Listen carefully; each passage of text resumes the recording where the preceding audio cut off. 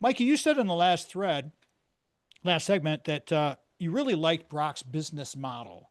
And I'm curious as to why that is so that you can explain, to the listeners and to potential customers, what is it that drew you to Brock and his team? Well, Tom, you kind of hit on it with part of the bio for me in the beginning there with honesty, integrity, and treating people fairly, kindly.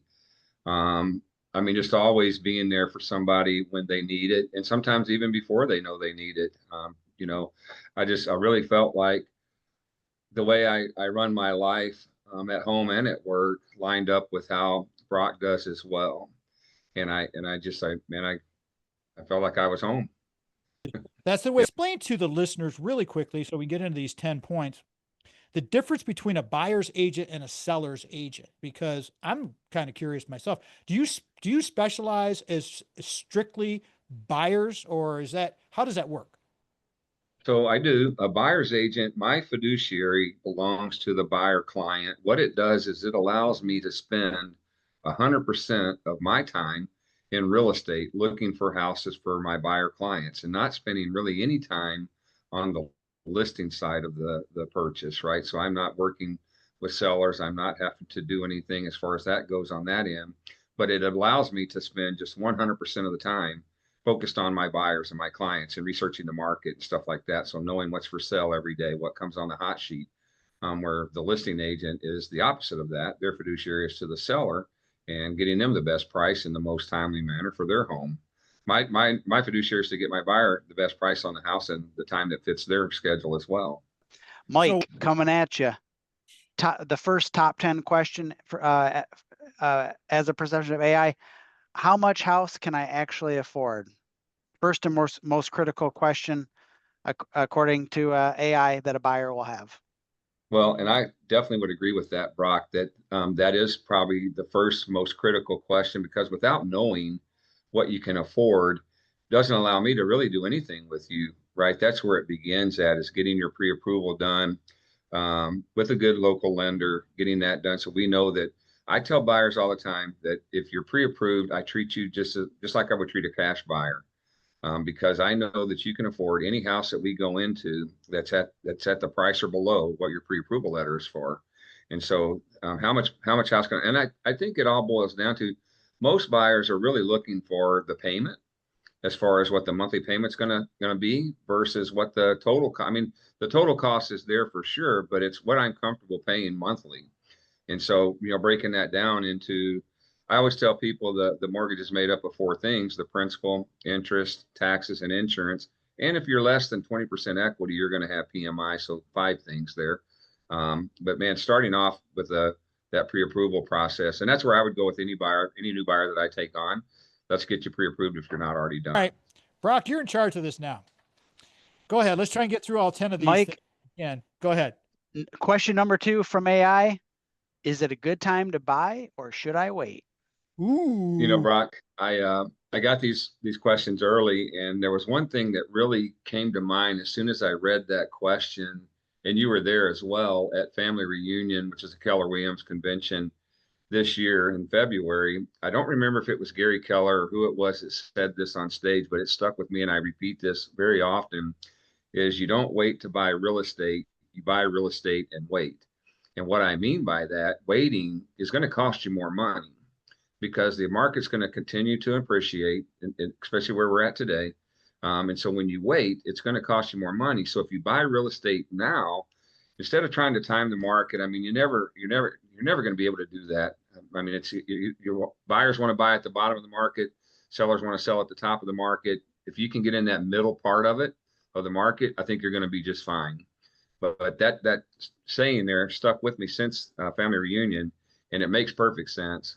I mean, that's I repeat that over and over to new buyer clients that are saying, "Yeah, I'm just going to hold on for a minute." Holding on is going to cost you money. All right, question number 3, Mike.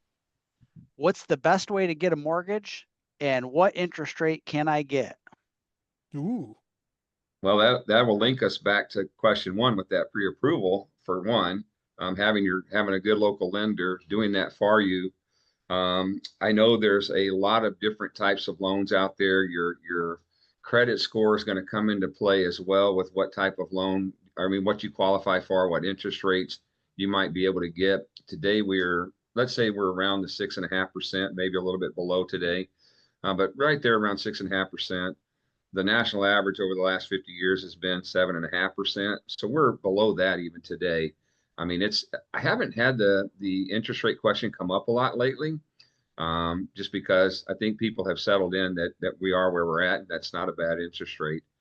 There's a lot of different types of loans. And so I think most lenders are looking for a 640 credit score or better to get a good interest rate. But then there's a lot of different types of loans out there with conventional FHA, VA, rural development. You really need to know which one fits you're the best as the buyer, because all of them have different down payment requirements. Some have none, some have more. So really starting off with that pre-approval letter is top. Yeah, another good question coming at you here, Mike. What are the closing costs and how much will they be? So when I get asked this question, my answer is always going to be it's about 3% of the sales price. And so you can if you can picture that $100,000 home, you're going to have about 3,000 in closing costs, and that's going to cover quite a bit. I mean, that will get your appraisal covered, your origination fees through the lender, possibly even your first year of homeowner's insurance in there. You can, depending on what kind of leverage you have in the offer situation, maybe ask for the seller to cover some of those costs as well. It just depends. Brand new home on the market, multiple offers, probably not going to work. Home that's been on the market for a little while, where there's some leverage in our side of the court, may have the opportunity to ask for some seller concessions. And so it really is about 3% of the sales price. And you hit the nail on the head there, Tom, with me knowing what a buyer can do and can afford. That's why it's so important for that buyer consult first. So I can find out. I don't want to obligate anybody to something that they can't do. Got to get your contact info there, Studley. Let's do, Brock, you do yours first, and then we'll go to Mikey. So please share everything you want to share, and tell the listeners how they can find you. Well, I want to keep this about Mike, so I'm going to make mine really easy. Cell phone is the best way to get me, really, period. It's 517-303-3262. Text or call, either way. Take your time, okay? Go right ahead. I want people to call you. I mean, easiest way to get a hold of me is by calling, texting, emailing. My phone number is 517-944-6914. My email address is mike.dedman, and that's DEDMAN @gmail.com. I'm on LinkedIn as well. So you can get to me there. I mean, my phone is probably the best way to do it, but I will look at all of it. I mean, I use all forms of social media to look for leads and look for people trying to contact me. You can go to and I hope I get this right, Brock. You can correct me if I'm wrong. It's the sellingteam.com. Is that our website? KWSellingTeam.com. Yeah. KW number 5 coming at you here, Mike. How long has this house been on the market, and why is the seller moving? Number 5 question. Yeah, and definitely my job is to know that question, right? To know how long a house has been on the market, because I said this earlier, the more leverage that I can find in our side of the court is going to be beneficial when we're making our offer. The question about why is the seller moving, there's hundreds of reasons why sellers move, and it's not really usually out there anywhere unless an agent divulges that information to me. But I wrote down, I mean, some things. I know we go by kind of the D's here: deaths, diplomas, divorces, diapers, downsizing, people getting married. Now they want to sell both houses and get a new house. Job changes. I mean, the list goes on and on. Kids want to be in a certain school district, or parents want their kids in a certain school district. Where you work may have an effect on that. COVID kind of changed a little bit of that with people working from home, which kind of drove me nuts, to be honest with you, because I like to have a location where people want to live. And when they're just, I don't care anywhere, it's like, okay, well, that's a broad search. Let's get it set up. But there's just so many reasons why sellers sell. It's hard to tie it down unless you just flat out ask the agent. All right, number 6 coming at you. It's a big one, Mike. that buyers have, especially when you're getting ready to write the offer. What's included in the sale? What's the property coming with it? Yeah, so our multiple listing info sheet lists a lot of the stuff that's going to come with the property, right? So looking at that and then asking questions from the real estate agent that's the listing agent to make sure that these things say, I'm a person that likes things to be black and white on a contract. I don't like the gray area of wondering what's going to be there when I get there as the buyer when we close. So typical things are most of your appliances are usually there unless they're not there when you're touring the home. But that they are on the MLS sheet, the multiple listing sheet as well. What's staying as far as those things go: washers, dryers, dishwashers, refrigerators, microwaves, range ovens, softeners, maybe if they're not rented. Anything that's attached to the home that's not reserved by the seller is considered to be staying there with it. Even when it gets down to the propane in a tank, when a buyer purchases, if there's propane in that tank, that should stay with the house unless the seller has reserved that. And they can. It's very rare that they do, but they could. So unless the seller reserves something, you're almost considering it to be there when you get there. Mike, what is the neighborhood like? Question number 7. What's the neighborhood like? Yeah, that, and you kind of touched on it, Brock. That's a tough one sometimes. I tell people that real estate law prohibits me from talking about certain things. And a lot of it is things that you would think your real estate agent can talk about, but we have to be careful because of fair housing, there's certain things that real estate agents cannot say. What I have always said is be the source of the source. So I can always guide somebody to a website. Trust me, there's a website for everything out there. I can always guide somebody to a website to go find that information. I just can't be the one to tell them that. All right, number 8. What's the condition of the home and what repairs might it need? Good question again by buyers. And as I said, being their fiduciary, I put their interest ahead of mine when walking through a house. And just because I've been in real estate for a long time, there's certain things that I know and I can point out that I can, say about the home as far as what I see. I don't need an inspector usually to tell me that a roof is bad. When I see a roof that's bad, I can tell most of the time. But as far as like the furnace, the age of the furnace, the age of the water heater, sometimes I can find those dates on those